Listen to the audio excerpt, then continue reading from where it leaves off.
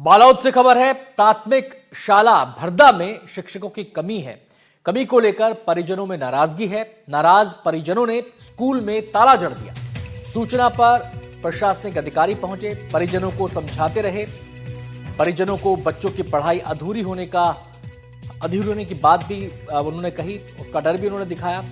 तो बालोद जिले के डोंडी लोहरा ब्लॉक के शासकीय प्राथमिक शाला भरदा में शिक्षकों की कमी है, जिसके चलते सालों से परेशान परिजनों ने आखिरकार स्कूल में ताला जड़ दिया। परीक्षाएं नजदीक है और बच्चों की पढ़ाई अधूरी।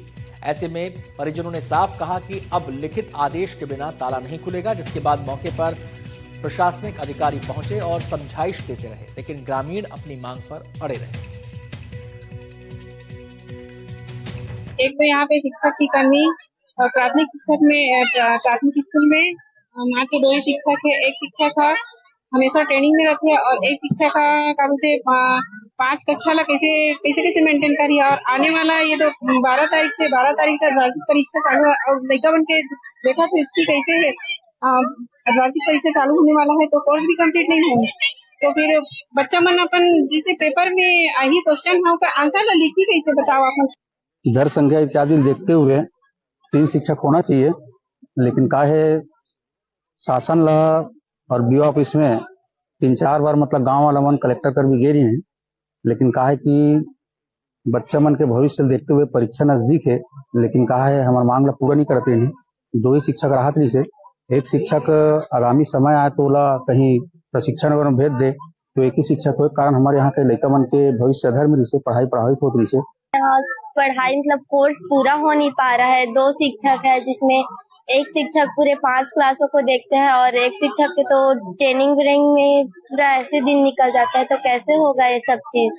इसीलिए शिक्षक की यहाँ कमी है।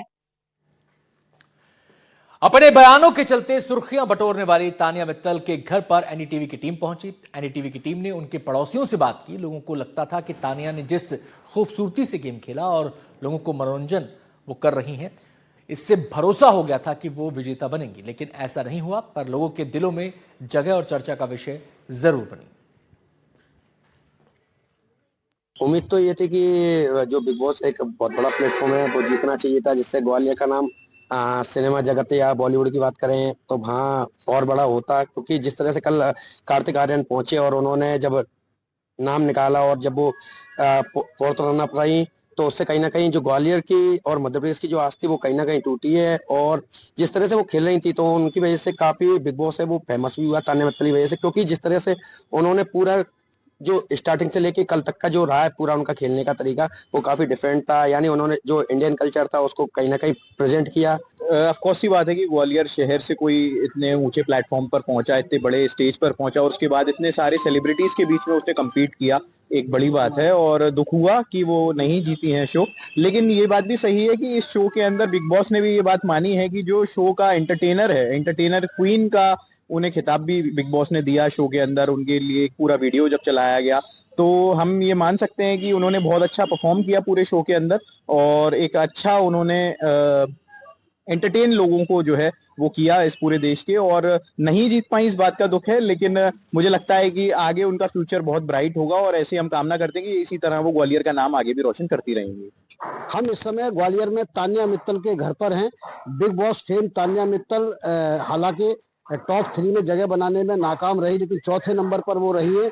उनके घर पर इस समय सन्नाटा है। परिवार के सारे लोग मुंबई गए हुए हैं और उनका चूंकि परिवार का यहाँ कोई है नहीं, यहाँ 2-3 दिन पहले तक काफी एक तरह से उत्साह था। लोगों को लगता था कि वो फाइनलिस्ट हो सकती है, फाइनल जीत सकती है, लेकिन वो जगह नहीं बना पाई।